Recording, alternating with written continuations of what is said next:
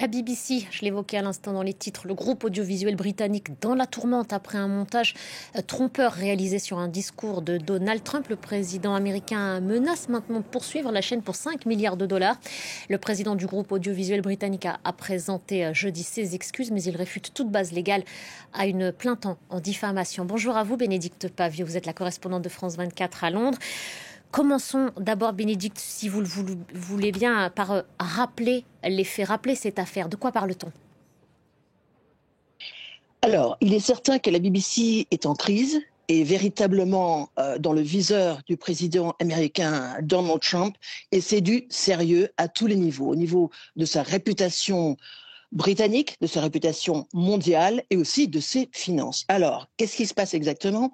Eh bien, la BBC avait donc diffusé un panorama, c'est un documentaire phare de la BBC juste avant la présidentielle américaine de 2024 et les extraits d'un discours de Donald Trump du 6 janvier 2021 qui était monté de telle façon que M. Trump, le républicain, donc le candidat présidentiel républicain, semblait appeler, et c'est important, explicitement ses partisans à attaquer le Capitole à Washington. Il faut dire ces extraits, certains extraits avaient été pris au début du discours et d'autres, mais sans aucune indication aux téléspectateurs, 54 minutes plus tard.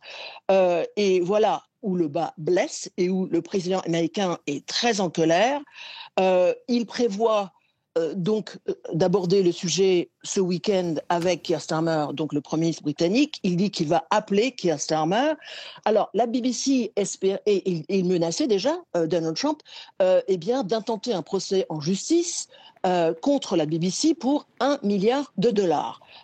Mais la BBC a donc répondu jeudi et on attend toujours la réaction maintenant après cette dernière salve et réplique du président Trump. Les avocats de la BBC avaient expliqué dans une lettre à l'équipe juridique donc de Donald Trump ce qui s'était passé, qu'il n'y avait pas eu de mauvaises intentions, s'est excusé, etc.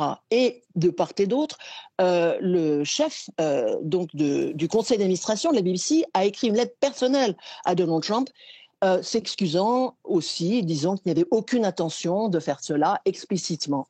Voilà. Mais ça ne suffit pas, visiblement. Et donc, on attend maintenant la réaction de la BBC. Il y a ces excuses présentées, vous le disiez, il y a eu aussi des démissions. La BBC déjà fragilisée, déjà mise en difficulté, elle subit des attaques de toutes parts, notamment de la classe politique et du parti d'extrême droite de Nigel Farage.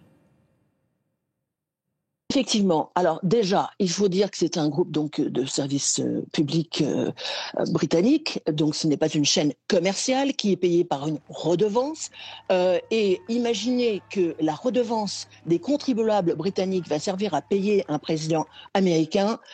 C'est impensable, c'est vraiment l'avis général ici de l'opinion publique. La BBC, et on le voit à l'écran, un certain Nigel Farage, un petit parti pour l'instant qui n'a que 5 députés au Parlement britannique, mais qui, il faut le dire, dans les sondages britanniques, s'il y avait une élection demain, et il n'y en aura pas demain, remporterait l'élection. Ça, c'est le contexte. Et aussi, donc, proche ami, je l'ai dit, du président Donald Trump, estime que les jours de la BBC devraient finir, que la BBC ne devrait plus exister. S'il y a une chose à laquelle la BBC tient, comme tout service public et comme toute chaîne de médias, normalement, c'est sa réputation, sa crédibilité, son autorité.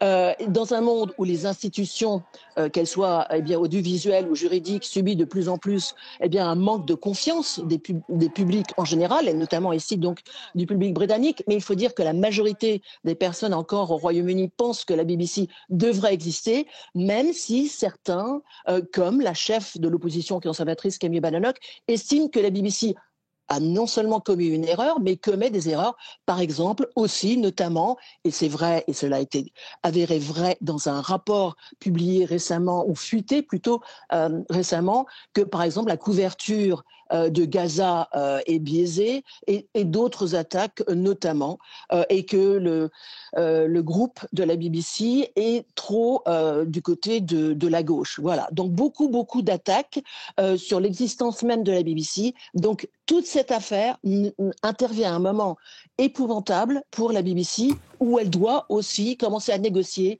sa charte qui prévoit donc son avenir. Donc tout cela très embarrassant au niveau public, au niveau international et au niveau de sa crédibilité. Merci beaucoup Bénédicte. Bénédicte Pavion, en direct de Londres.